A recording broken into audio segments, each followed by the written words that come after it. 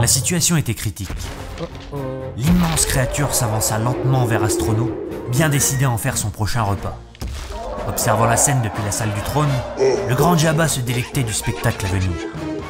Notre héros, lui, démuni face à l'ampleur de la menace, appela le créateur à la rescousse. Mince, la liaison a coupé. Qu'est-ce que j'ai manqué? Et Jabba, il est passé où? Iba zigozabi pasita. Zibabija dibata. Wow, la vache, c'est quoi ce machin? Bah zikiba ipazita bikaba. Ouais, pardon, je regarde ça tout de suite, t'en fais pas. Ah bulasso. Juakiba isa talabiza. Wiliki. Bon, si l'univers Star Wars est grandement réputé pour ses planètes en tout genre, aux contrées exotiques qui donneraient soif d'aventure à un pantouflard aigri, C'est ton opinion, mec. et pour la richesse de ses populations extraterrestres, bien que les films nous servent quasiment toujours des récits d'individus humains, mais bref, passons, Je ne vois pas de quoi vous voulez parler. C'est bien dommage. elle est aussi célèbre pour l'immense variété de créatures qu'elle met en scène. Dans le grand bestiaire des monstres de la saga, on retrouve un sacré paquet d'espèces différentes. Du choukinou petit porg au titanesque ver d'astéroïdes, les plaisirs sont variés. Je vous emmerde, je rentre à ma maison. Attardons-nous donc ici sur quelques spécimens qui ont marqué l'audience. Démonstration. Le Rancor. Le Rancor apparaît pour la première fois dans Le Retour du Jedi Surprise, motherfucker! lorsque le pauvre Luke Skywalker est jeté en pâture à celui-ci. It was at this moment Luke Skywalker, I knew he fucked up. de par leur rareté, ces ravissantes bestioles sont très recherchées par les riches excentriques en quête de sensations fortes. C'est donc forcément l'animal de compagnie idéal pour ce grand déglingo de Jabba. Bien que la tâche peut s'avérer fastidieuse, les Rancors peuvent être domestiqués. Ils ont même déjà été employés à des travaux de construction par les sorcières de Dathomir. Attention, après c'est pas le toutou à sa mamie non plus, mais il est prouvé qu'au naturel, ils sont plutôt bienveillants. Ouais, et Kasiba. Zidab qui balassa pabikaza, il habida ipaga. Après c'est sûr qu'ici, enfermé tout seul dans un cagibi sans éclairage, et devant entendre la prochaine crise de colère d'une limace pour être nourri, c'est de quoi l'avoir mauvaise. Pauvre bête.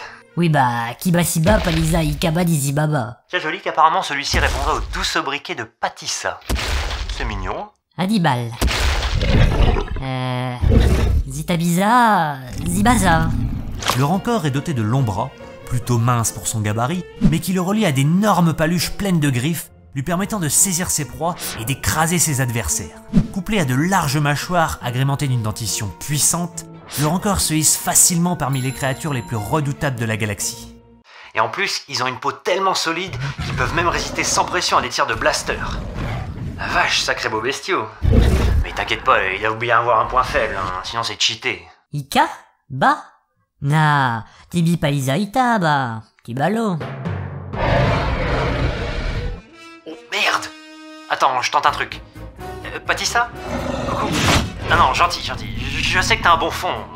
Voilà, si tu pouvais nous reposer par terre, et comme ça on pourra discuter tranquillement. Oui, puta basika. Dila kipabila di akabazo la sabadi palo, bal. Chut, attends, ça a l'air de fonctionner. Patissa, non, arrête, tu vas te faire mal, non, calme-toi.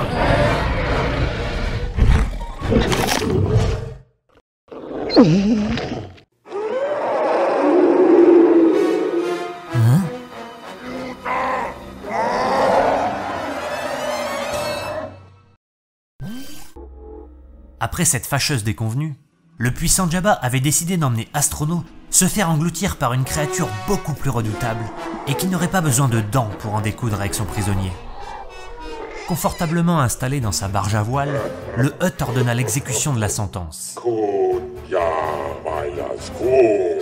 Astrono fut contraint d'avancer sur l'étroite rampe qui surplombait la fosse contenant l'horrible monstre des sables. N'ayant aucune autre alternative, il dut se résoudre à se jeter dans l'immense gueule béante de la créature, qui n'en fit qu'une bouchée. La chute fut vertigineuse, et l'atterrissage plutôt brutal. Astrono se retrouva directement dans l'un des nombreux estomacs de la bête, et après une baignade forcée dans un liquide gastrique peu ragoûtant, il parvint à remonter à la surface. Ne sachant pas quelle action entreprendre dans cet endroit peu accueillant, il avait bien besoin de conseils avisés. Ok, on s'est fait avaler par Patissa donc. Na, Tipiga Sibaza nalopasi la fisa asibo pamikazi, papilo. Ça va, sois pas jaloux, c'était juste une pauvre bête maltraitée, c'est tout. Mais du coup, je serais bien curieux de savoir où on est là. La golita baika palitiba ikaba di zipa dibada atida iba isabo. Ne me dis pas qu'on est dans un sarlac là. Ah oui, zika kilatiba kaba oui. Tisaba mida kibalo? Bah, logiquement, on n'en sort pas. Mais je vais quand même voir si j'ai 2 ou 3 infos là-dessus. On sait jamais. Le sarlac. Présent lui aussi face à Luke dans le Retour du Jedi, le sarlac est une gigantesque créature vermiforme ayant la fâcheuse tendance d'ingurgiter tout ce qui passe à sa portée. Il bénéficie d'une durée de vie colossale, allant de 20 000 ans pour les petits genoux jusqu'à 50 000 ans pour les plus costauds. Wow, c'est comme si on était dans un lieu historique du coup. Pardon, je poursuis. Le sarlac est une forme de vie difficile à catégoriser. En effet, il emprunte des caractéristiques à la fois au monde végétal et au monde animal. Ayant de nombreux traits en commun avec une plante carnivore, mais en modèle badass, le sarlac est aussi pudique que son modèle réduit. En effet, il ne dévoile au grand jour qu'une infime partie de son corps. Sa gigantesque gueule en forme d'entonnoir, ornée de tentacules et équipée d'un bec extensible en son centre, n'est que la partie visible de l'iceberg. Enfin, de la plante, ou de la créature, peu importe. En réalité, la bestiole est majoritairement enfouie dans le sol, jusqu'à parfois 100 mètres de profondeur.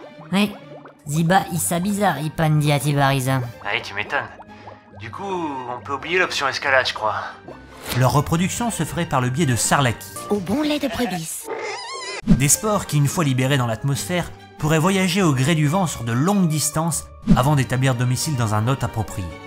Et ensuite, c'est la boucherie.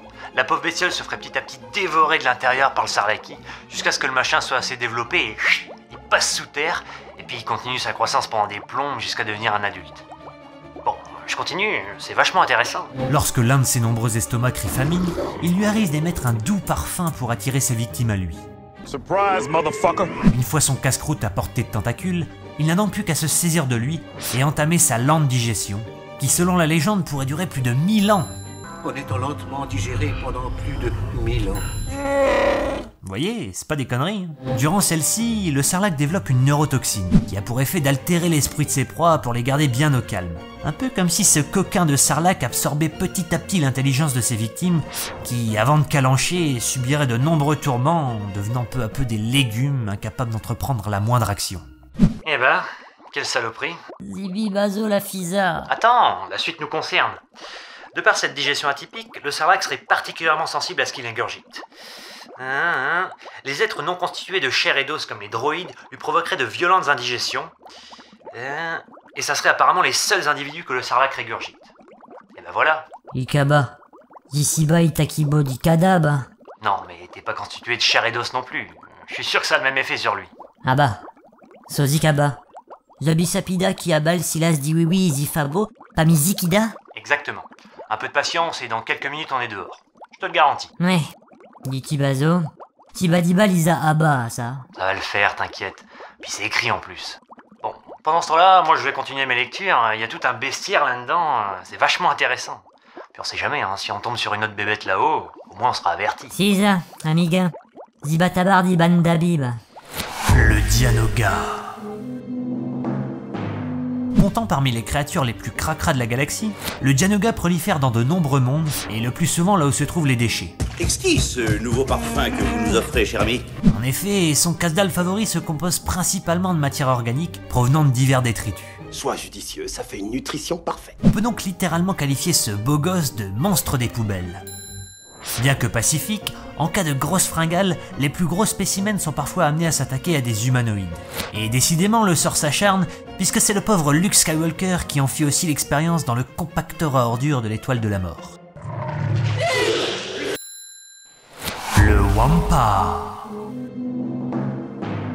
Évoluant dans les contrées glaciales de la planète Hoth, le Wampa est à l'image du Yeti, bien connu du croquant standard, un redoutable prédateur des neiges. Il a d'ailleurs la curieuse tendance de pendre ses proies au plafond, telles des pièces de boucher suspendues à un pic, pour qu'il puisse profiter d'une viande fraîche et de bonne qualité. Et devinez qui a failli en faire les frais? Doucement, ma jolie, qu'est-ce qui se passe? Surprise! Eh oui, c'est pas parce que t'es un Skywalker que tu peux pas avoir un karma de chiotte, hein. Le Raftar. Alors celui-là, il est vicelard. Considéré comme l'une des pires créatures de la galaxie de par son agressivité et sa dangerosité, le Raftar est un cousin éloigné de notre brave Sarlacc. Grâce à ses nombreuses tentacules et ses globes oculaires ressemblant à de ravissants furoncles sur la totalité de son corps rondouillard, il peut facilement se mouvoir dans n'importe quelle direction. L'Exogorth. Créature vermiforme pouvant atteindre une taille astronomique, l'Exogorth évolue dans le vide sidéral, généralement planqué dans un corps spatial comme un astéroïde. La grotte s'effondre. Ça n'est pas une grotte. Quoi? Cette limace de l'espace aurait bien sa place dans le livre des records, puisqu'en plus d'être la plus grande bestiole et celle qui tient le plus longtemps sa respiration, vu que elle respire pas, elle est aussi la plus résistante. Écart de température extrême, radiation, collision avec des corps spatiaux, pression quasiment nulle, rien ne lui fait peur. Bon après, sur le plan vie sociale, c'est sûr c'est pas la fête. Je rentre à ma maison. Le Ricard. Non, pas celui-là. Oui, voilà. À 5 minutes les vannes. Véritable monstre de puissance, le Rick est particulièrement recherché des fermiers pour sa force colossale, mais aussi pour sa viande de qualité. Et la bête a déjà même été utilisée en tant que monture. Mais bon, pour l'apprivoiser le machin, faut se lever tôt quand même. Oh, Zika, ça. Ah, on dirait que la bestiole veut déjà se débarrasser de nous. Prépare-toi au décollage. Comme l'avait prédit son créateur, Astrono n'entrait effectivement pas dans le processus digestif du Sarlacc. Il fut donc violemment régurgité par ce dernier, qui l'envoya faire un tour dans le ciel de Tatooine.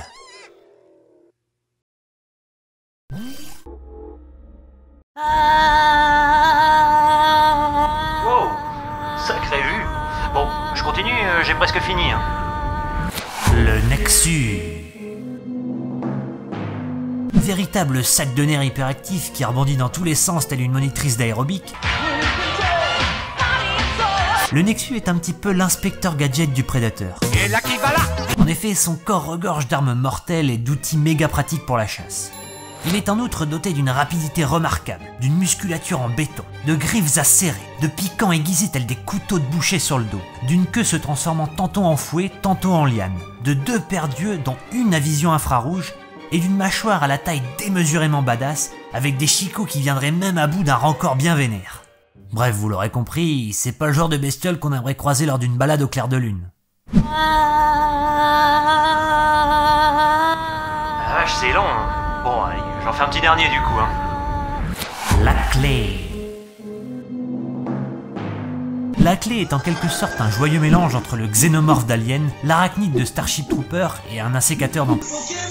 Et vu ses inspi, on se doute bien que c'est un sacré petit dur à cuire. Son corps enveloppé d'un double squelette le rend quasiment indestructible. Bon, sauf pour un sabre laser bien entendu, mais c'est cheaté comme arme de toute façon.